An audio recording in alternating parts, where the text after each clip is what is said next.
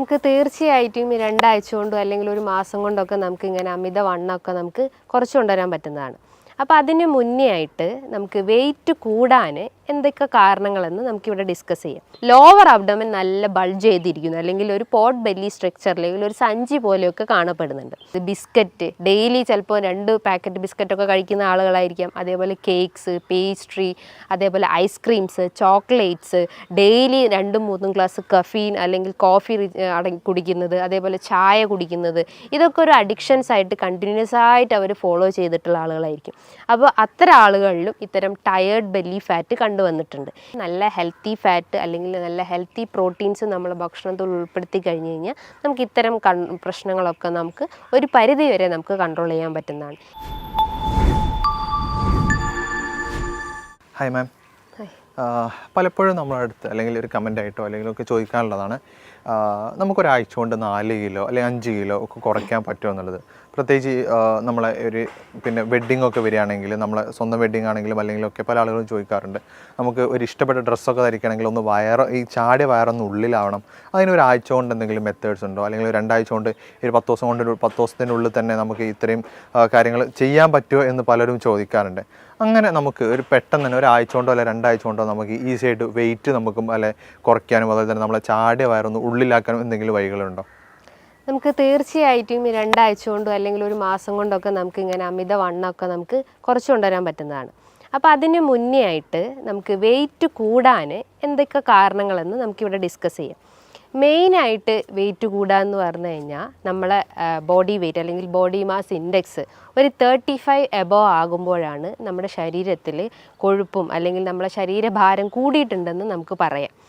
അപ്പോൾ ഈ വെയിറ്റ് കൂടുക എന്ന് പറയുമ്പം നമ്മുടെ ജോയിൻസിനൊക്കെ നോർമലി ഒരു ജോയിൻറ്റിന് ഒരു വെയിറ്റ് ബെയറിങ് കപ്പാസിറ്റി ഉണ്ട്. നമ്മളെ ശരീരത്തിൻ്റെ ഒരു 4 കിലോളം നമ്മളെ ജോയിൻസ് താങ്ങി നിർത്തുന്നുണ്ട്.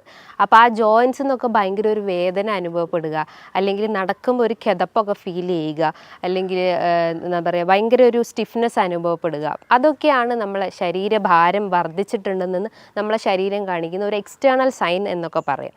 അതേപോലെ തന്നെ ചില ഡ്രസ്സൊക്കെ ഇടുമ്പോൾ നമ്മൾ ഇപ്പോൾ ഇട്ടുകൊണ്ടിരിക്കുന്ന ഡ്രസ്സ് കുറച്ച് കഴിഞ്ഞ് നമ്മൾ വെയിറ്റൊക്കെ കൂടി കഴിഞ്ഞ് നമുക്ക് ഇടാൻ ഭയങ്കര ബുദ്ധിമുട്ടായിരിക്കും, നമുക്ക് ഭയങ്കര ടൈറ്റായിരിക്കും, ചിലർക്ക് വയറായിട്ട് അനുഭവപ്പെടാം. അപ്പോൾ ഇത് വരാൻ ഒരുപാട് കാരണങ്ങളുണ്ട്. മെയിനായിട്ട് അവരെ ഭക്ഷണ രീതികൾ തന്നെയാണ്. നമുക്കറിയാം പണ്ട് കാലങ്ങളിലൊക്കെ ആളുകൾക്ക് അസുഖങ്ങൾ വരുന്നത് വളരെ കുറവാണ്. അതായത് ഫാറ്റി ലിവർ പോലത്തതും ഫൈബ്രോയിഡ് ഇഷ്യൂസ്, PCOD ഇഷ്യൂസൊക്കെ വരുന്നത് വളരെ കുറവാണ്.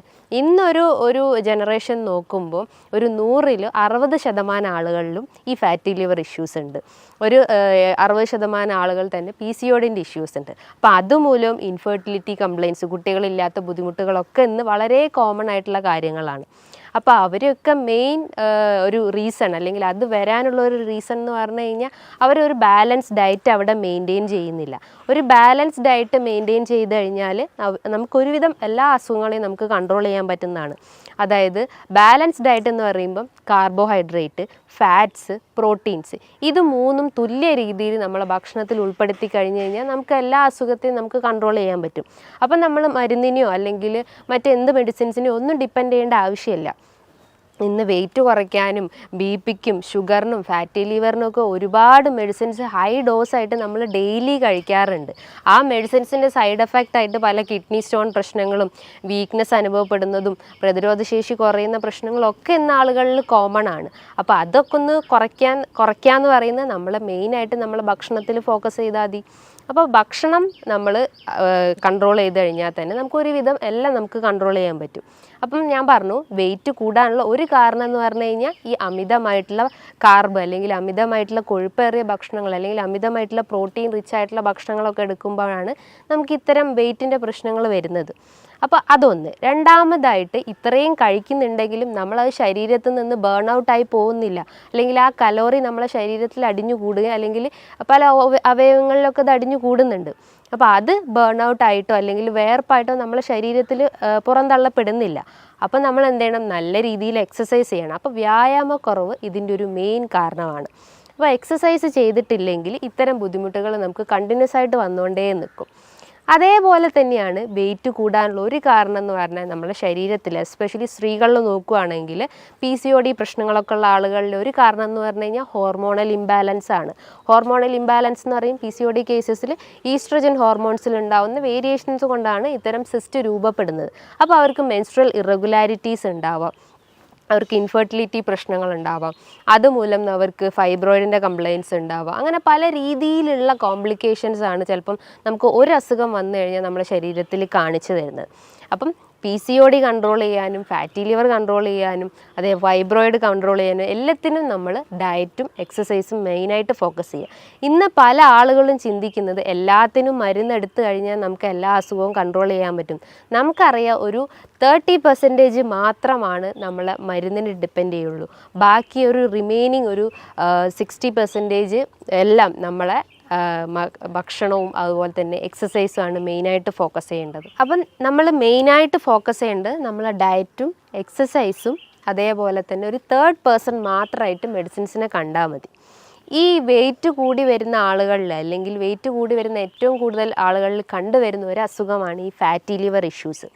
അതായത് ഫാറ്റി ലിവർ ഉള്ള രോഗികളിൽ ഒരു ബോഡി സ്ട്രക്ചർ നോക്കുമ്പോൾ അവർക്ക് കൈകാലുകളൊക്കെ ഭയങ്കര ലീൻ അല്ലെങ്കിൽ മെലിഞ്ഞിരിക്കുന്നത് നമുക്ക് കാണാം.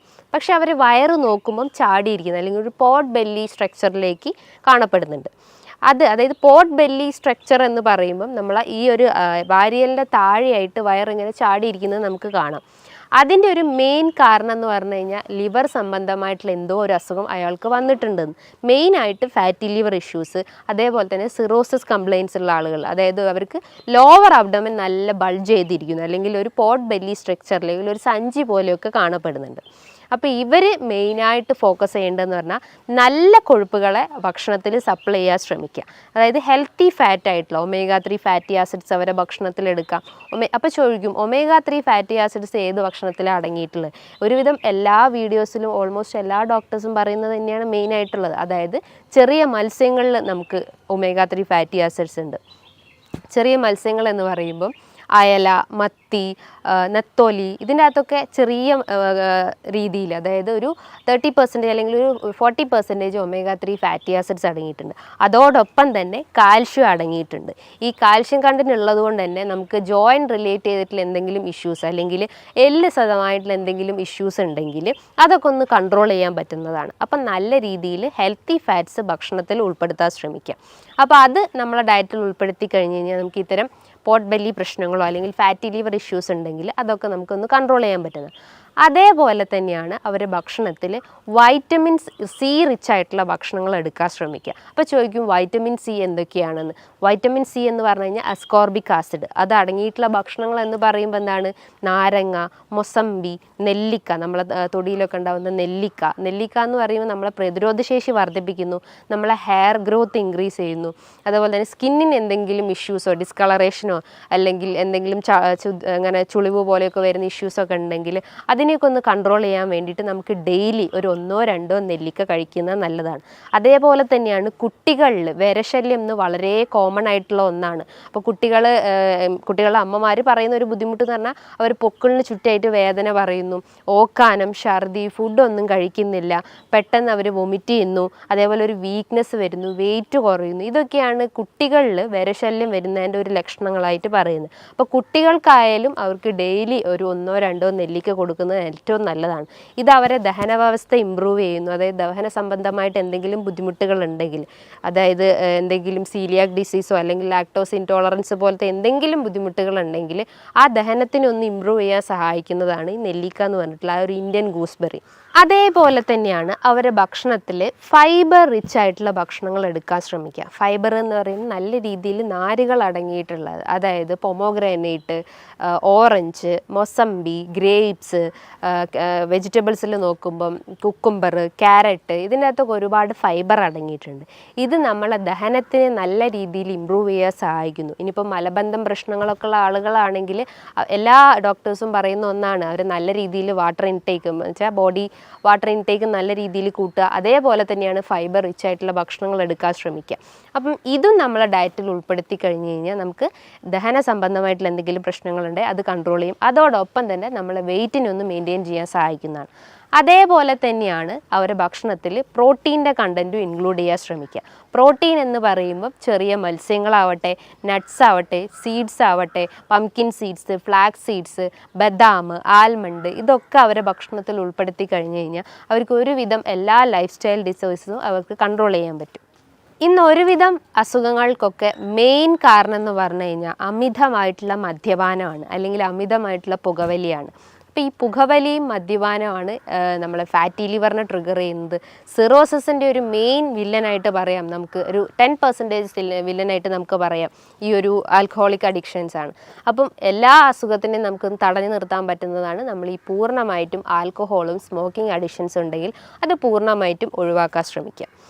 അതേപോലെ തന്നെ ഈ കുടവയറ് അല്ലെങ്കിൽ അമിതവണ്ണമുള്ള ആളുകളിൽ ഒരു കണ്ടീഷനാണ് ടയേർഡ് ബെല്ലി ഫാറ്റ് എന്ന് പറയും.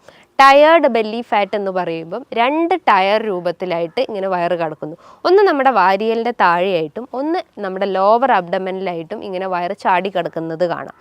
ഇതിൻ്റെ ഒരു കാരണം എന്ന് പറഞ്ഞു കഴിഞ്ഞാൽ അവർ നല്ല രീതിയിൽ ഭക്ഷണം കഴിക്കുന്നു, അതായത് അമിതമായിട്ട് വലിച്ചു വാരി കഴിക്കുന്നു. ഒരു പ്രോപ്പർ ടൈമിംഗ് അവിടെ മെയിൻറ്റെയിൻ ചെയ്യുന്നില്ല.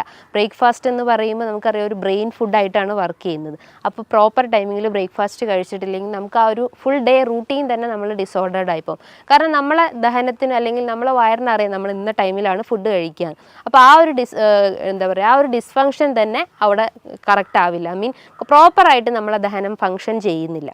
അപ്പം ബ്രേക്ക്ഫാസ്റ്റ് സ്കിപ്പ് ചെയ്ത് കഴിഞ്ഞാൽ ഇത്തരം ഇഷ്യൂസ് വരാനുള്ള ചാൻസസ് ഉണ്ട്. അതേപോലെ തന്നെ അവർ നല്ല രീതിയിൽ ഈ ഫ്രക്ടോസ് അല്ലെങ്കിൽ നല്ല രീതിയിൽ മധുരമേറിയ ഭക്ഷണങ്ങൾ എടുക്കാൻ ശ്രമിക്കുന്നത്. അതായത് ബിസ്ക്കറ്റ് ഡെയിലി ചിലപ്പോൾ 2 പാക്കറ്റ് ബിസ്ക്കറ്റൊക്കെ കഴിക്കുന്ന ആളുകളായിരിക്കാം. അതേപോലെ കേക്ക്സ്, പേസ്ട്രി, അതേപോലെ ice creams, chocolates, daily 2-3 glass caffeine അല്ലെങ്കിൽ കോഫി കുടിക്കുന്നത്, അതേപോലെ ചായ കുടിക്കുന്നത്, ഇതൊക്കെ ഒരു അഡിക്ഷൻസ് ആയിട്ട് കണ്ടിന്യൂസ് ആയിട്ട് അവർ ഫോളോ ചെയ്തിട്ടുള്ള ആളുകളായിരിക്കും. അപ്പോൾ അത്തരം ആളുകളിലും ഇത്തരം ടയേർഡ് ബെല്ലി ഫാറ്റ് കണ്ടുവന്നിട്ടുണ്ട്. ഇതിനെ അവർ മെയിനായിട്ട് ശ്രദ്ധിക്കേണ്ടത് ഇത്തരം ദുശീലങ്ങളുണ്ടെങ്കിൽ അത് പൂർണ്ണമായിട്ട് ഒഴിവാക്കാൻ ശ്രമിക്കുക. പകരം നല്ല രീതിയിൽ ബെല്ലി എക്സസൈസസ് ചെയ്യാൻ ശ്രമിക്കുക. അതായത് സ്ട്രെച്ചിങ് എക്സസൈസ്, നമ്മളെ മസിലൊക്കെ ഒന്ന് സ്ട്രെച്ച് ചെയ്യുന്ന രീതിയിലുള്ള നല്ല ബെൻഡിങ് എക്സസൈസോ അല്ലെങ്കിൽ സ്കിപ്പിങ്ങോ ജമ്പിങ്ങോ അങ്ങനെ പല രീതിയിലുള്ള എക്സസൈസ് ഫോളോ ചെയ്യാൻ ശ്രമിക്കുക. ഇനിയിപ്പോൾ ഡിസ്ക് ഒക്കെ കംപ്ലൈൻ്റ് ഉള്ള ആളുകളൊക്കെ ആണെങ്കിൽ അവർ ലൈറ്റായിട്ടുള്ള എക്സസൈസ് ഫോളോ ചെയ്യാൻ ശ്രമിക്കുക. ചില രീതിയിലുള്ള യോഗ അല്ലെങ്കിൽ ജസ്റ്റ് ഒരു നടത്തം അല്ലെങ്കിൽ ഒരു ഓട്ടം, ഇതൊക്കെ മെയിനായിട്ട് ഫോക്കസ് ചെയ്യാൻ ശ്രമിക്കുക. അതേപോലെ തന്നെയാണ് ഈ കുടവയർ അല്ലെങ്കിൽ വെയിറ്റ് കൂടി വരുന്ന കുറച്ച് ആളുകളിൽ കണ്ടിട്ടുള്ളതാണ് മോംസ് ബെല്ലി ഫാറ്റ് എന്ന് പറയും.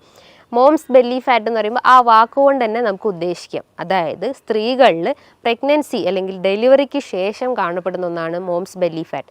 ഇതിൻ്റെ ഒരു കാരണം എന്ന് പറഞ്ഞു കഴിഞ്ഞാൽ അവർ ആ ഒരു അബ്ഡോമിനൽ മസിൽസ് നന്നായിട്ട് സ്ട്രെച്ച് ചെയ്യും. ഇപ്പോൾ സിസേറിയൻ സെക്ഷൻ ആയാലും അല്ലെങ്കിൽ നോർമൽ ഡെലിവറി ആയാലും നല്ല രീതിയിൽ ആ മസിൽസ് ഒന്ന് സ്ട്രെച്ച് ചെയ്യാനുള്ള ചാൻസസ് ഉണ്ട്. അപ്പോൾ അതുമൂലമാണ് അവർക്ക് ഈ ഒരു കുടവയർ അല്ലെങ്കിൽ അമിതവണ്ണമൊക്കെ ഡെവലപ്പ് ചെയ്യുന്നത്. അപ്പോൾ അവരും മെയിനായിട്ട് ശ്രദ്ധിക്കേണ്ടത് അവരുടെ എക്സസൈസാണ് മെയിനായിട്ട്. അതേപോലെ തന്നെയാണ് hormonal belly fat. Hormonal belly fat എന്ന് പറയുമ്പം ഈ ഒരു വാക്കും തന്നെ നമുക്ക് ഐഡൻറ്റിഫൈ ചെയ്യാം. ഹോർമോണൽ ഇംബാലൻസ് കൊണ്ട് വരുന്നതാണ്. അതിലൊന്നാണ് PCOD ഇഷ്യൂസ്, രണ്ടാമതാണ് തൈറോയിഡ് ഇഷ്യൂസ്. ഇത് മൂലം അവർ ശരീരത്തിൽ അമിതമായിട്ട് കൊഴുപ്പടിഞ്ഞുകൂടുന്നു. നമുക്കറിയാം PCOD എന്ന് പറയുമ്പോൾ എന്താ, ഡയബറ്റിസ് ഓഫ് ഓവറി എന്നാണ്. ഡയബറ്റിസ് ഓഫ് ഓവറി എന്ന് പറയുമ്പോൾ നമ്മൾ ഓവറിയിൽ ബാധിക്കുന്ന ഒരു പ്രമേഹത്തെയാണ് ഈ PCOD എന്ന് പറയുന്നത്. അതായത് അതിൻ്റെ മെയിൻ ഒരു റീസൺ അല്ലെങ്കിൽ ഒരു മെയിൻ വില്ലൻ എന്ന് പറയുന്നത് ഇൻസുലിൻ റെസിസ്റ്റൻസ് ആണ്. നമ്മൾ കഴിക്കുന്ന ഭക്ഷണത്തിന് എനർജി ആയിട്ട് അവിടെ കൺവേർഷൻ നടക്കുന്നില്ല. അതുമൂലം നമുക്ക് ഗ്ലൂക്കോസ് മോളിക്യൂൾസിന് അല്ലെങ്കിൽ ഇൻസുലിൻ റിസപ്റ്റേഴ്സിന് കറക്റ്റായിട്ട് അത് ഐഡൻറ്റിഫൈ ചെയ്യാൻ പറ്റാത്തൊരവസ്ഥ വരുന്നു. അപ്പോൾ നമ്മൾ ബോഡിയിൽ അമിതമായിട്ട് കൊഴുപ്പ് അടിഞ്ഞുകൂടുന്നു, പല ഓർഗൻസിലായിട്ട് അത് അടിഞ്ഞുകൂടുന്നു. അങ്ങനെ അടിഞ്ഞുകൂടുന്ന ഒരു ഇതിലെയാണ് ഓവറീസിൻ്റെ അകത്ത് അടിഞ്ഞുകൂടുന്നതിനെയാണ് ഡയബറ്റിസ് ഓഫ് ഓവറി. അതുമൂലം സ്ത്രീകൾക്ക് മെൻസ്ട്രൽ ഇറഗുലാരിറ്റി ഉണ്ടാവും. അതായത് ഒരു നോർമൽ സൈക്കിൾ എന്ന് പറയുമ്പോൾ 28 to 35 ഡേയ്സ് ആണ്.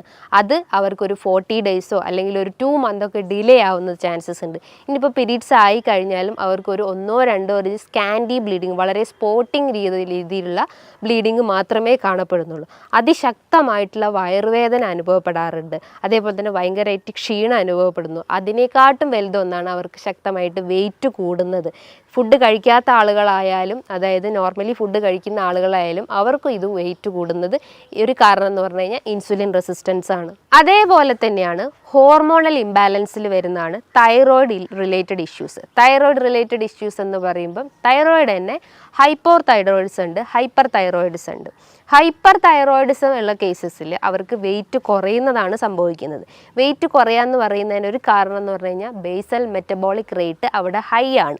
കാരണം അവർ കഴിക്കുന്ന ഭക്ഷണങ്ങളെല്ലാം പെട്ടെന്ന് തന്നെ അവിടെ ഡൈജഷൻ നടക്കുന്നു, പെട്ടെന്ന് തന്നെ അത് എനർജി കൺവേർഷൻ നടക്കുന്നു. അപ്പം കൊഴുപ്പ് അടിഞ്ഞു കൂടേണ്ട ആ ഒരു ടൈമിംഗ് പീരീഡ് തന്നെ വളരെ ഷോർട്ടാണ്. അതുമൂലം അവർക്ക് വെയിറ്റ് കുറയുന്നതാണ് സംഭവിക്കുന്നത്. പക്ഷെ നേരെ തിരിച്ചാണ് ഹൈപ്പോ തൈറോയിഡിസം പേഷ്യൻസിൽ. അവർക്ക് ബേസൽ മെറ്റബോളിക് റേറ്റ് വളരെ ലോ ആണ്. അപ്പോൾ അവർക്ക് എന്ത് ചെയ്യും, തൈറോയിഡ് സ്റ്റിമുലേറ്റിംഗ് ഹോർമോൺസ് വളരെ ഹൈ ആയിരിക്കും. പകരം T3 T4 ഹോർമോൺസ് വളരെ ലോ ആവാനുള്ള ചാൻസസ്. കാരണം അവിടെ ഹോർമോൺസിൻ്റെ ആ ഒരു സെക്രീഷൻസ് വളരെ കുറവായിരിക്കും. പക്ഷേ അവിടെ സ്റ്റിമുലേറ്റ് ചെയ്യപ്പെടുന്ന, അതായത് തൈറോയിഡ് സ്റ്റിമുലേറ്റിംഗ് ഹോർമോൺസിൻ്റെ ആ ഒരു ഹോർമോൺ വളരെ കൂടുതലായിരിക്കും. അപ്പോൾ അവർക്ക് ബേസൽ മെറ്റബോളിക് റേറ്റും വളരെ ലോ ആണ്. അവർ കഴിക്കുന്ന ഭക്ഷണങ്ങളെല്ലാം പല ഓർഗൻസിലായിട്ട് അടിഞ്ഞുകൂടുന്നു, അതായത് കൊഴുപ്പായിട്ട് അടിഞ്ഞുകൂടുന്നു. അതിലൊന്നാണ് നമുക്ക് വെയിറ്റ് കൂടുന്നതിൻ്റെ ഒരു ലക്ഷണമായിട്ട് നമുക്ക് പറയാം. അതേപോലെ തന്നെയാണ് തൈറോയിഡ് രോഗികളിൽ അമിതമായിട്ടുള്ള ക്ഷീണം അനുഭവപ്പെടുന്നു. അതായത് ഹൈപ്പോ തൈറോയിഡിസം പേഷ്യൻസിൽ അതിശക്തമായിട്ടുള്ള ക്ഷീണം അനുഭവപ്പെടുന്നു. അവർക്ക് മുടികൊഴിച്ചിലിൻ്റെ പ്രശ്നങ്ങളുണ്ടാകുന്നു, സ്കിന്ന് ഭയങ്കര ഡ്രൈ ആവുന്നു. ഇനിയിപ്പോൾ ദഹന വ്യവസ്ഥ നോക്കുകയാണെങ്കിൽ അവർക്ക് മലം കൃത്യമായിട്ട് പോകാത്തൊരവസ്ഥ വരുന്നു, അതായത് കോൺസ്റ്റിപ്പേഷൻ പ്രശ്നങ്ങളുണ്ടാകുന്നു. അതുമൂലം അവർക്ക് പൈൽസിൻ്റെ പ്രശ്നങ്ങളുണ്ടാകുന്നു, ഹെമറോയിഡ്സിൻ്റെ പ്രശ്നങ്ങളുണ്ടാകുന്നു. അങ്ങനെ പല കോംപ്ലിക്കേഷൻസ് ആയിട്ട് ഓരോ ആളുകളിലും ഇന്ന് ഈ ഒരു ബുദ്ധിമുട്ട് കണ്ടുവരുന്നുണ്ട്. ഇതിൻ്റെയൊക്കെ മെയിൻ റീസൺ എന്ന് പറഞ്ഞു കഴിഞ്ഞാൽ അവർ കഴിക്കുന്ന കാർബിൻ്റെ കണ്ടൻറ്റ് ഇൻക്രീസ് ചെയ്തിട്ടുണ്ടാവും, പ്രോട്ടീൻ്റെ കണ്ടൻറ്റ് ഇൻക്രീസ് ആയിട്ടുണ്ടാവും, ഫാറ്റിൻ്റെ കണ്ടൻറ്റ് ഇൻക്രീസ് ആയിട്ടുണ്ടാവും. ഇതൊന്നും കൃത്യമായ രീതിയിൽ അവരുടെ ഡയറ്റിൽ ഉൾപ്പെടുത്താത്തതുകൊണ്ടാണ് ഇത്രയും പ്രശ്നങ്ങൾ ഉണ്ടാകുന്നത്. അപ്പോൾ എപ്പോഴും അവിടെ ഒരു ബാലൻസ് ഡയറ്റ് മെയിൻറ്റെയിൻ ചെയ്യാൻ ശ്രമിക്കുക. പല ആളുകളും ഇന്ന് വണ്ണം കുറയ്ക്കാൻ വേണ്ടിയിട്ട് പല രീതിയിലുള്ള ഡയറ്റ് ഫോളോ ചെയ്യുന്നു, അതേപോലെ തന്നെ പല ഫാസ്റ്റിംഗ് ഫോളോ ചെയ്യുന്നു. ആ ഫാസ്റ്റിങ്ങിൽ ഒന്നാണ് ഇൻ്റർമീഡിയൻറ്റ് ഫാസ്റ്റിംഗ്. ഇൻ്റർമീഡിയൻറ്റ് ഫാസ്റ്റിംഗ് നമ്മൾ ചെയ്യുമ്പോൾ നമ്മൾ ശരീരത്തിൽ അടിഞ്ഞുകൂടി കിടക്കുന്ന കൊഴുപ്പിനെയൊക്കെ ഒന്ന് അലിയിച്ച് കളയും, അല്ലെങ്കിൽ അതിനെ ബേൺ ഔട്ട് ചെയ്യാൻ സഹായിക്കുന്ന ഒരു മെത്തേഡാണ് ഇൻ്റർമീഡിയൻറ്റ് ഫാസ്റ്റിംഗ്. അതായത് ഒരു 16 hours അല്ലെങ്കിൽ 14 to 16 hours നമ്മൾ ഫുഡെല്ലാം സ്കിപ്പ് ചെയ്തിട്ട് ഈവൺ ഒരു വാട്ടർ ഇൻടേക്ക് പോലും അവിടെ പാടില്ല. അപ്പോൾ അത്രയും ഫാസ്റ്റിംഗ് അവിടെ മെയിൻറ്റെയിൻ ചെയ്ത് കഴിഞ്ഞാൽ അവർക്ക് ഈ ഒരു ക്ഷീണം അല്ലെങ്കിൽ ഇത്തരം കൊഴുപ്പൊക്കെ നമ്മുടെ ശരീരത്തിൽ നിന്ന് തന്നെ നമുക്ക് ബേൺ ഔട്ട് ചെയ്യാൻ സഹായിക്കാവുന്നതാണ്. ഇനിയിപ്പം ഈ ഒരു ഡയറ്റ് ഫാസ്റ്റിംഗ് മാത്രമാണെങ്കിൽ അവരെന്തൊക്കെയാണ് അവരുടെ ഭക്ഷണത്തിൽ ഉൾപ്പെടുത്തേണ്ടതെന്ന് പലർക്കുമുള്ള സംശയങ്ങളുണ്ടാവും. എത്ര രീതിയിൽ കാർബ് എടുക്കണം, എത്ര രീതിയിൽ പ്രോട്ടീൻസ് എടുക്കണം, എത്ര രീതിയിൽ ഫാറ്റ്സ് എടുക്കണം എന്ന് പല ആളുകളും ചോദിക്കാറുണ്ട്. അപ്പോൾ കാർബ്സിൻ്റെ അളവ് നോക്കുമ്പം നമ്മളൊരു ഈക്വൽ എമൗണ്ടിൽ, അതിൽ 20%, ഒരു 100% നോക്കുമ്പോൾ അതിൻ്റെ ഒരു 20% അല്ലെങ്കിൽ ഒരു 20-30% മാത്രമേ നമ്മൾ കാർബിൻ്റെ അളവ് എടുക്കാൻ പാടുള്ളൂ. അതേപോലെ തന്നെ ഒരു ഈക്വൽ എമൗണ്ട് തന്നെ നമ്മൾ പ്രോട്ടീൻസിൻ്റെ അളവും ഫാറ്റ്സിൻ്റെ അളവും മെയിൻറ്റെയിൻ ചെയ്യാൻ ശ്രമിക്കുക. അതേപോലെ നമ്മൾ ശ്രദ്ധിക്കേണ്ട ഒരു കാര്യം എന്ന് പറഞ്ഞു കഴിഞ്ഞാൽ നമ്മൾ വലിച്ചു വാരി, അതായത് 3 നേരം നമ്മൾ വലിച്ചു വാരി ഭക്ഷണം കഴിക്കുന്നതിന് പകരം നമ്മൾ 6 നേരമാക്കി ഭക്ഷണം കഴിക്കുക. അതായത് ഒരു കൃത്യസമയത്ത് ഭക്ഷണം കഴിക്കാൻ ശ്രമിക്കുക. ഇന്ന് നമ്മൾ 7 മണിക്ക് കഴിച്ചു കഴിഞ്ഞാൽ നമ്മൾ നെക്സ്റ്റ് ഡേ ഒരു 10 മണിക്ക് കഴിച്ചു കഴിഞ്ഞാൽ നമ്മളെ ബോഡി ബാലൻസ് തന്നെ ഇംപ്രോപ്പർ ആവും. അപ്പോൾ ഒരു കൃത്യ ടൈമിങ്ങിൽ ഫുഡ് കഴിക്കാൻ ശ്രമിക്കുക. മോർണിംഗിൽ നമ്മൾ ഒരു 7 to 8 ഉള്ളിൽ കൃത്യമായിട്ട് ബ്രേക്ക്ഫാസ്റ്റ് കഴിക്കാൻ ശ്രമിക്കുക. രാവിലെ എഴുന്നേറ്റാൽ ഉടനെ തന്നെ വെറും വയറ്റിൽ ഒരു തിളപ്പിച്ചാറിയ വെള്ളം കുടിക്കുക ശ്രമിക്കുക. ആ വാട്ടറിൻ്റെ അകത്തേക്കൊന്നും ആഡ് ചെയ്യേണ്ട ആവശ്യമില്ല.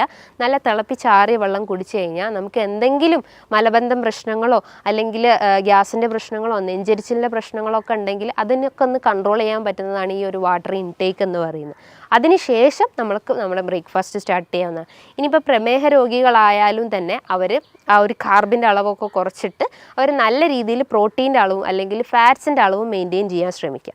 ഇനി ഒരു 11 മണിയാകുമ്പോൾ അവർക്ക് എന്തെങ്കിലും ഒരു ഫ്രൂട്ട്സ് ഐറ്റംസോ അല്ലെങ്കിൽ ഫ്രൂട്ട് സാലഡൊക്കെ ആയിട്ടിട്ട് ഭക്ഷണത്തിൽ ഉൾപ്പെടുത്താവുന്നതാണ്. നമുക്കറിയാം, നമ്മൾ ശ്രദ്ധിക്കേണ്ട ഒരു കാര്യം എന്ന് പറഞ്ഞു കഴിഞ്ഞാൽ നമ്മളെപ്പോഴും ഫ്രൂട്ട്സ് കഴിക്കുമ്പോൾ ജ്യൂസ് ഫോമിൽ കഴിക്കാതിരിക്കുക. ജ്യൂസ് ഫോമിൽ കഴിക്കുമ്പോൾ അതിൻ്റെ ഫൈബർ കണ്ടൻറ്റ് അവിടെ നഷ്ടപ്പെടും. ആ ഒരു ഫ്രക്ടോസിൻ്റെ അളവ് അതിൽ ക്രമാതീതമായിട്ട് കൂടും. അത് കൂടിക്കഴിഞ്ഞാൽ നമ്മുടെ ശരീരത്തിൽ അതിൻ്റെ എമൗണ്ട് എത്തുമ്പം നമ്മുടെ ശരീരത്തിൽ ഗ്ലൂക്കോസിൻ്റെ അളവ് കൂടും. അതായത് ഗ്ലൈസമിക് ഇൻഡെക്സ് കൂടിയിട്ടുള്ള ഭക്ഷണങ്ങളാണെങ്കിൽ നമ്മൾ കഴിക്കുന്നത് കൃത്യമായിട്ടും നമ്മുടെ ശരീരത്തിൽ എന്തായാലും നമ്മുടെ രക്തത്തിൽ പഞ്ചസാരയുടെ അളവ് എന്തായാലും കൂടിയിരിക്കും. അതുമൂലം നമുക്ക് പ്രമേഹം പോലത്തെ പ്രശ്നങ്ങൾ ഉണ്ടാവും. അപ്പോൾ എന്തായാലും നമ്മൾ ഫ്രൂട്ട്സ് കഴിക്കുമ്പോൾ ഒരു 1 അവർ അല്ലെങ്കിൽ ഒരു ½ ആൻ അവർ മീൽസിന് മുന്നായിട്ട് കഴിക്കാൻ ശ്രമിക്കുക. അതും നല്ല രീതിയിൽ ചോപ്പ് ചെയ്തിട്ട് കട്ട് ചെയ്തിട്ട് അതിൻ്റെ അകത്ത് എന്തെങ്കിലും യോഗേർട്ടൊക്കെ ആഡ് ചെയ്ത് കഴിക്കുന്നത് നല്ല കാര്യമാണ്. അതേപോലെ ചെറിയ എമൗണ്ടിൽ 1 ടീസ്പൂണൊക്കെ ഒലിവ് ഓയിൽ അവരെ ഭക്ഷണത്തിൽ ഉൾപ്പെടുത്തുന്നതും നല്ലതാണ്. ഇതിൻ്റെ അകത്ത് ഹെൽത്തി ഫാറ്റ്സ് ആണ് അടങ്ങിയിട്ടുള്ളത്. അതേപോലെ തന്നെയാണ് നമ്മൾ ലഞ്ച് ടൈമിൽ നമ്മൾ ചോറിൻ്റെ അളവ് കുറച്ചിട്ട് നമുക്ക് ധാന്യങ്ങളായിട്ട് തോരനോ ഉപ്പേരിയോ നമ്മളെ ഭക്ഷണത്തിൽ ഉൾപ്പെടുത്താം. പല ആളുകളും ഒരു പ്ലേറ്റ് നിറച്ചോളം നമുക്ക് ഈ ഒരു ഫ്രൂട്ട്സ് അല്ലെങ്കിൽ ധാന്യങ്ങൾ അല്ലെങ്കിൽ നമ്മളെ കറികളൊക്കെ നമുക്ക് ഭക്ഷണത്തിൽ ഉൾപ്പെടുത്താം. പകരം നമ്മൾ എന്ത് ചെയ്യും, അതിന് പകരം നമ്മൾ നല്ല ഒരു കൂമ്പാരം നിറയെ നമ്മൾ ചോറെടുക്കുന്നു. ആ ചോറിൻ്റെ അളവ് അവിടെ കുറച്ച് കഴിഞ്ഞാൽ നമുക്ക് ഇത്തരം പ്രശ്നങ്ങളൊക്കെ നമുക്ക് കൺട്രോൾ ചെയ്യാൻ പറ്റുന്നതാണ്. ആ ഒരു ഫുഡ് ടൈമിങ് എപ്പോഴും നമ്മൾ മെയിൻറ്റെയിൻ ചെയ്യാൻ ശ്രമിക്കുക. ഇനിയിപ്പോൾ ഗ്യാസ്ട്രൈറ്റിസ് പ്രശ്നങ്ങളൊക്കെ ഉള്ള ആളുകളാണെങ്കിൽ അവരും ഒരു പ്രോപ്പർ ടൈമിങ്ങിൽ ഫുഡ് കഴിച്ചു കഴിഞ്ഞാൽ അവർക്ക് ഈ ഗ്യാസിൻ്റെ പ്രശ്നങ്ങൾ റെഡ്യൂസ് ചെയ്യും. ബ്ലോട്ടിങ് പ്രശ്നങ്ങളൊക്കെ ഉണ്ടെങ്കിൽ അതൊക്കെ ഒന്ന് കൺട്രോൾ ചെയ്യാൻ പറ്റുന്നതാണ്. അതേപോലെ തന്നെ നമ്മൾ ഈവനിങ് ടൈമിൽ ചെറിയ രീതിയിൽ ഫ്രൂട്ട്സ് നമ്മൾ ഭക്ഷണത്തിൽ ഉൾപ്പെടുത്താം. ഒരു ഗ്ലാസ് നമുക്ക് ചായയോ കാപ്പിയോ നമുക്ക് ഡെയിലി ഒരു വൺസ് എ ഡേ നമുക്ക് കഴിക്കുന്നത് നല്ലതാണ്. അതേപോലെ തന്നെ നമ്മൾ ഡിന്നർ നോക്കുവാണെങ്കിലും അതൊരു 7 to 8 ഉള്ളിൽ നമ്മൾ ഡിന്നർ കഴിക്കാൻ ശ്രമിക്കാം. അത് നമ്മളെ ലൈറ്റ് ഭക്ഷണങ്ങൾ എടുക്കാൻ ശ്രമിക്കുക. നമ്മൾ വീട്ടിൽ നിന്ന് തന്നെ പൊടിപ്പിച്ചുണ്ടാക്കിയിട്ടുള്ള വീറ്റിൻ്റെ ചപ്പാത്തിയോ അല്ലെങ്കിൽ ഓട്സൊക്കെ യൂസ് ചെയ്യുകയാണെങ്കിൽ തന്നെ പാല് കഴിവതും ഒഴിവാക്കിയിട്ട് നല്ല രീതിയിൽ നമ്മളെ നോർമൽ വാട്ടറിൽ തന്നെ അത് കുക്ക് ചെയ്തെടുക്കാൻ ശ്രമിക്കുക. നമുക്ക് ഓട്സ് വെച്ചിട്ട് അല്ലെങ്കിൽ ഓംലെറ്റൊക്കെ ഉണ്ടാക്കുന്നത് നല്ലതാണ്. അതേപോലെ തന്നെ ചെറിയ മത്സ്യങ്ങൾ നമ്മളെ ഭക്ഷണത്തിൽ ഉൾപ്പെടുത്തുന്നത് നല്ലതാണ്. അതേപോലെ നമ്മൾ ശ്രദ്ധിക്കേണ്ട ഒരു കാര്യമാണ് റെഡ് മീറ്റ് പൂർണ്ണമായിട്ടും നമ്മൾ ഭക്ഷണത്തിൽ നിന്ന് ഒഴിവാക്കാൻ ശ്രമിക്കുക. നിങ്ങൾക്കൊരു വീക്ക്ലി വൺസ് കഴിക്കാം അല്ലെങ്കിൽ മന്ത്ലി വൺസൊക്കെ റെഡ് മീറ്റ് കഴിക്കുന്നതുകൊണ്ട് കുഴപ്പമൊന്നുമില്ല. ഇത് നമ്മളെ ശരീരത്തിൽ യൂറിക് ആസിഡിൻ്റെ അളവിൻ്റെ കൂട്ടുന്നുണ്ട്. അപ്പോൾ അതുമൂലം നമുക്ക് ഗൗട്ടി കംപ്ലയിൻസ് ഒക്കെ ഇൻക്രീസ് ചെയ്യാനുള്ള ഒരു ചാൻസസ് ഉണ്ട്. അപ്പം നമ്മളെ ഭക്ഷണത്തിൽ എപ്പോഴും റെഡ് മീറ്റിൻ്റെ അളവ് കഴിവതും കുറയ്ക്കാൻ ശ്രമിക്കുക. നല്ല പോലെ എക്സസൈസ് ചെയ്യാൻ ശ്രമിക്കുക. നമ്മളെ ശരീരം നല്ല രീതിയിൽ വേർക്കുന്ന രീതിയിലുള്ള എക്സസൈസ് മെയിൻറ്റെയിൻ ചെയ്യാൻ ശ്രമിക്കുക. അത് കാർഡിയാക് എക്സസൈസ് ആവട്ടെ അല്ലെങ്കിൽ എയറോബിക് എക്സസൈസ് ആവട്ടെ, ചെറിയ രീതിയിലുള്ള നടത്തോ അല്ലെങ്കിൽ ഓട്ടോ എന്ത് നമ്മളെ ഭക്ഷണത്തിൽ നമ്മളെ ഡയറ്റിൽ അല്ലെങ്കിൽ നമ്മളെ ലൈഫ് സ്റ്റൈലിൽ ഉൾപ്പെടുത്തി കഴിഞ്ഞ് കഴിഞ്ഞാൽ നമുക്ക് ഇത്തരം പ്രശ്നങ്ങളൊക്കെ നമുക്ക് കൺട്രോൾ ചെയ്യാൻ പറ്റുന്നതാണ്. ഈ പറഞ്ഞിട്ടുള്ള ഒരു നല്ല രീതിയിലുള്ള ഒരു പാറ്റേണിൽ ഈ ഒരു മാനേജ്മെൻറ്റ് നമ്മൾ ഫോക്കസ് ചെയ്ത് കഴിഞ്ഞാൽ നമുക്ക് നമ്മളെ വെയിറ്റിനെ നമുക്ക് കൺട്രോൾ ചെയ്യാൻ പറ്റുന്നതാണ്. അതായത് നല്ല ഹെൽത്തി ഫാറ്റ് അല്ലെങ്കിൽ നല്ല ഹെൽത്തി പ്രോട്ടീൻസ് നമ്മൾ ഭക്ഷണത്തിൽ ഉൾപ്പെടുത്തി കഴിഞ്ഞ് കഴിഞ്ഞാൽ നമുക്ക് ഇത്തരം പ്രശ്നങ്ങളൊക്കെ നമുക്ക് ഒരു പരിധി വരെ നമുക്ക് കൺട്രോൾ ചെയ്യാൻ പറ്റുന്നതാണ്. ഇനി ഇതുമായി ബന്ധപ്പെട്ട് നിങ്ങൾക്ക് എന്തെങ്കിലും സംശയങ്ങളുണ്ടെങ്കിൽ താഴെ കാണുന്ന നമ്പറിൽ കോൺടാക്റ്റ് ചെയ്യാവുന്നതാണ്. നല്ലൊരു ഹെൽത്ത് ടോപ്പിക്കുമായി വീണ്ടും കാണാം. Thank you.